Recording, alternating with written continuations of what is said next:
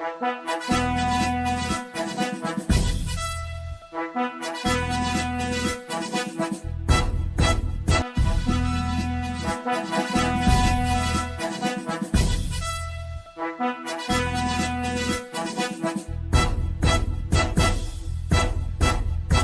ప్రేక్షకులకు స్వాగతం.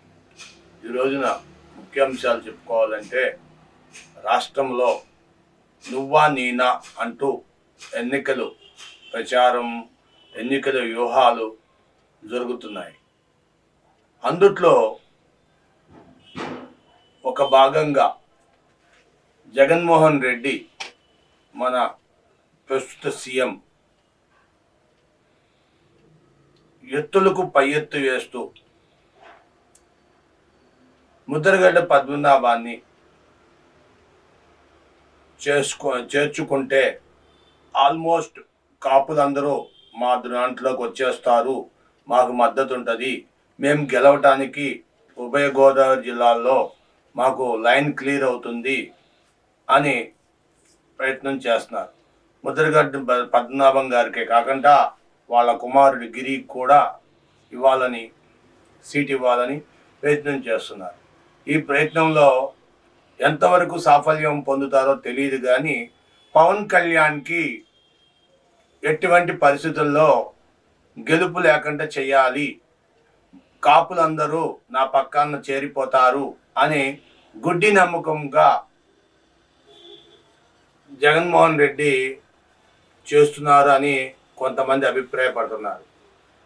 ముద్రగడ్డ పద్మనాభం ఒక ఏరియా నుండి, వాళ్ళ కుమారుడి గిరి ఒక ఏరియా నుండి, అంతేకాకుండా విజయవాడ సెంట్రల్ నియోజకవర్గానికి ఇప్పటి వరకు మల్లాది విష్ణు సీట్లో ఉంటే, ఆయన తప్పించి ఆయన ప్లేస్లో వంగవీటి మోహన్ రంగా గారి కుమారుడైన రాధాకృష్ణన్ని తీసుకోవాలని, ఆయనకి సీటు ఏర్పాటు చేయాలని చూస్తున్నారు.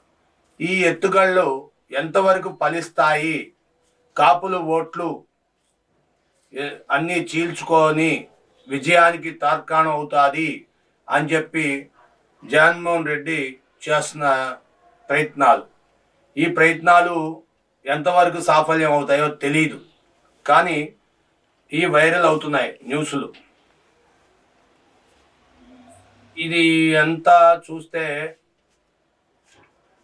కాపులు మాత్రం మేము ఎందుకు వేయాలి, మాకు ఏం చేశాడు అని కాపులు ఒక పక్క మాట్లాడుతుంటే, ఇటుపక్క డైరెక్ట్గా ముద్రగడ్డ పద్మనాభం గారికి పాయింట్ చేస్తూ ఆయన్ని తీసుకొని తూర్పుగోదావరి జిల్లా, అటు పశ్చిమ గోదావరి జిల్లా, అటు కాశీ కాపులందరినీ ఇట్లా లాక్కోవాలని ప్రయత్నం చేసేది ఇది ఒక పెద్ద ఎత్తుగడే.